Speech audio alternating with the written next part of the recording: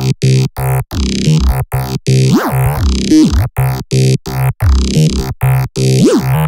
guys, this is our evaluation video for our horror movie opening, The Perdition, and our preliminary task, created by myself, Ethan Miles, and me, Jack Stenula. For our preliminary task, we were required to include a character walking through a door, a number of clips that would result in having a range of shots from different angles and distances that would make a well-constructed piece of continuity editing with at least 2 lines of speech.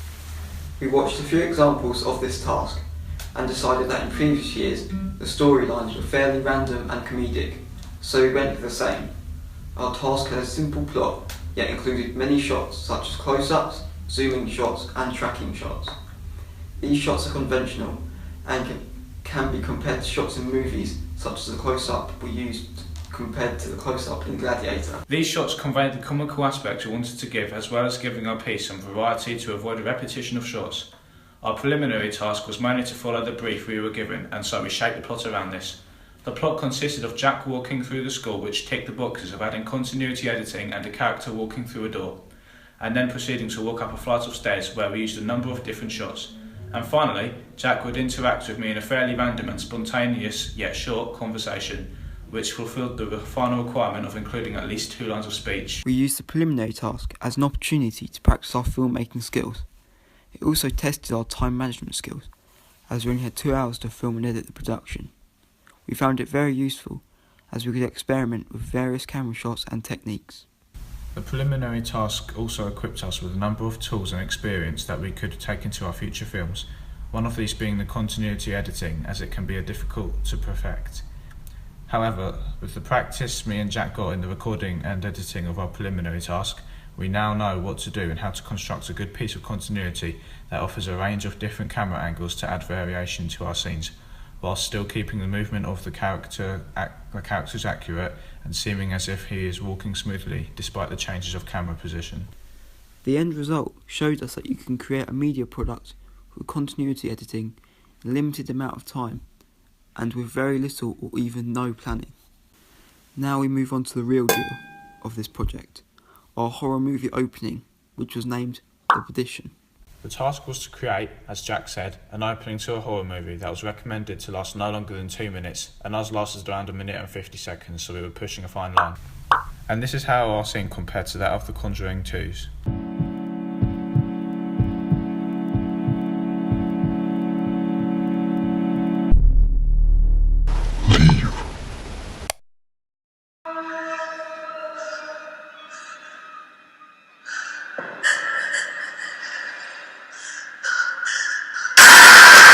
Whilst there are several differences, it is clear to see where the inspiration came from.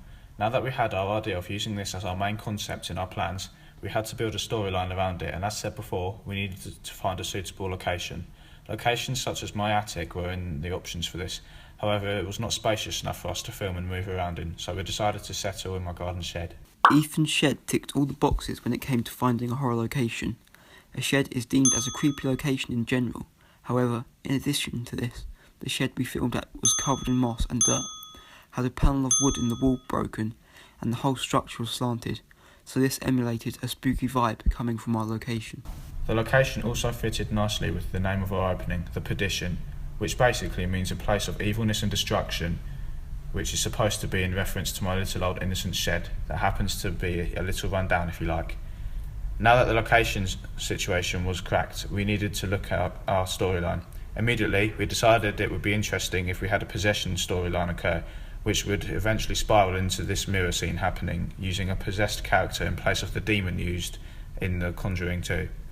And so the storyline that we came up with resulted in this. We would have 2 friends looking for a football pump to pump up their flat football. These friends would then go to the shed to look for this pump, and one of the characters, which ended up being me, would start acting strange in the presence of this creepy and what would end up being haunted shed. Once we had used a cross-cutting technique of Jack seeming disorientated as the possession occurs and me trying to unlock the shed looking for the pump, I would spot a strange covered up object in the corner of the shed and approach it to find the mirror in which the scene we discussed earlier would take place. Now that the storyline, location recce, time of recording and main scene had been discussed, we needed to start the real work. This began with Ethan drawing up a storyboard of our opening and all the scenes that would occur in it. The storyboard would give us an accurate reference of what would happen and the placement of the camera whilst we were filming in case we forgot. I also created an animatic which would help us visualise the opening and view the timings of each shot. One improvisation we came up with was using a skateboard for the low shot you'll see of a football being dropped at the beginning of our opening.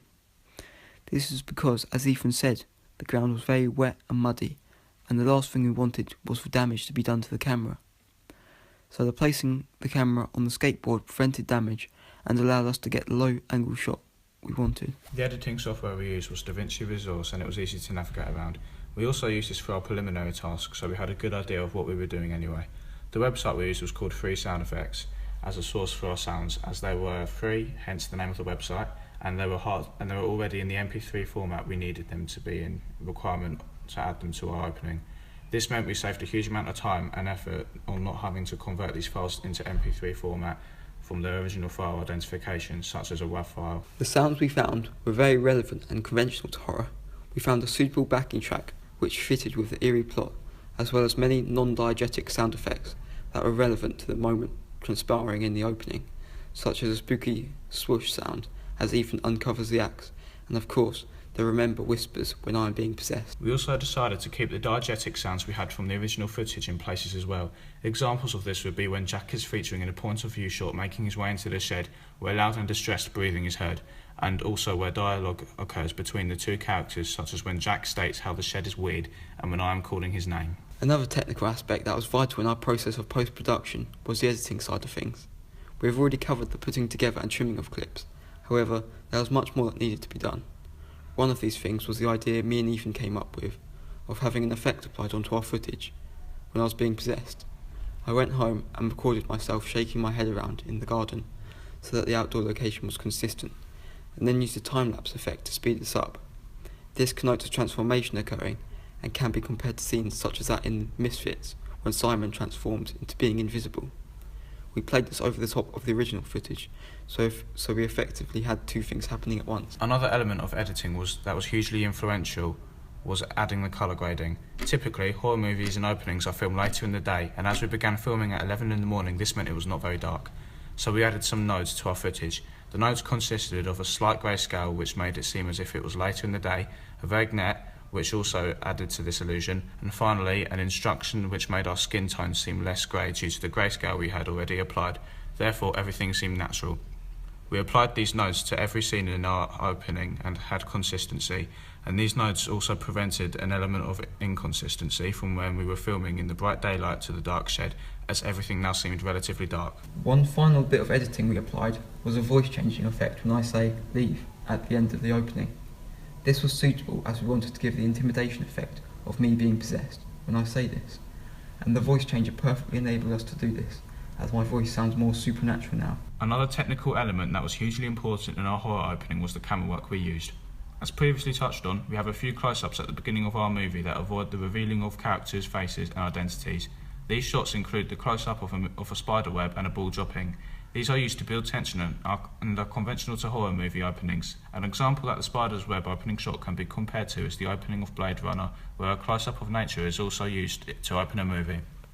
This opening also creates a mysterious vibe, as the audience do not know what to expect, yet are watching a shot that is interesting and effective due to the detail it displays. Other camera work techniques are also used, such as a panning shot when Ethan enters the shed. This displays the full contents of the shed, and as the shed is creepy and possesses a mysterious and dark effect inside of it, it leaves the audience uncomfortable, whilst also giving them a full view of the location that Ethan has entered.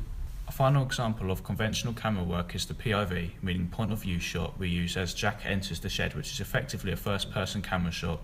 This is conventional to horrors and can be compared to the scene from Friday the 13th, which is known as first-person, first victim scene. This scene is iconic and shows two people being murdered through the eyes of a person who is the subject of this POV shot. Whilst our POV shot does not have the same actions transpiring, it is still giving the same effect, which is to put the person in somebody else's shoes and make the audience live in that moment, feeling the emotions that they feel, which of course in Jack's case is disorientation and distress, hence the heavy breathing and shaky camera work. Finally, mise-en-scène was a massive technical area that we used in our opening. We've already mentioned the props we used, however there are of course many more aspects that come onto the mise-en-scène area. One of these occurs in our opening in the form of character blocking. When the football is dropped, Ethan's feet are on display, and in the next shot, when Ethan pulls the key out of his pocket, his torso and hand are, which keeps his identity secret until the next shot. This can be compared to the opening of Resident Evil Afterlife, where the identity of the person in that shot is kept secret for around the first minute, despite our character blocking only lasting 11 seconds into our opening. Both of these can be compared as they are both used in openings and are used to give the effect of mystery to the audience. Another aspect of mise en scène that we paid attention to was the location and relating features such as lighting and contents. The shed, being the location, has been spoken about a lot already in this evaluation, so I won't touch too much more on that, as we already know why it was used, being its creepy appearance, and this also applies for the contents inside the shed. We wanted the location to seem as realistic as possible, so we left the contents in the shed fairly untouched in order to achieve this. The lighting was fittingly dark, which is conventional in a horror, and whilst we did apply nodes which affects the look of the lighting, it did not change that much inside of the shed, as it was already fairly dark and grey due to the lack of light being let in. The nodes were mainly put in place to adjust the outside lighting, which was too bright and was not conventional to a horror movie. In conclusion, the whole process of planning our film opening, filming it, and editing it was a huge success. We stuck to deadlines and everything seemed to fall into place. We didn't come across too many difficulties along the way, which is always a huge help, and I think I speak for both of us when I say it was an amazing task to do in terms of gaining experience and also enjoying what we did. Yeah, definitely. Looking at our horror opening now, there is a lot to be proud of.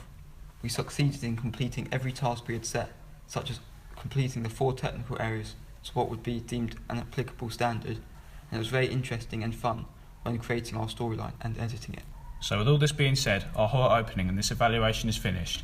And whilst, as already mentioned, it had been a joy to complete these tasks, it had also been a huge amount of work and non-stop task completion for both Jack and I to do. However, using teamwork and motivation, we have come through, and both of us are very proud of our preliminary, our horror opening, and everything else we have done along the way.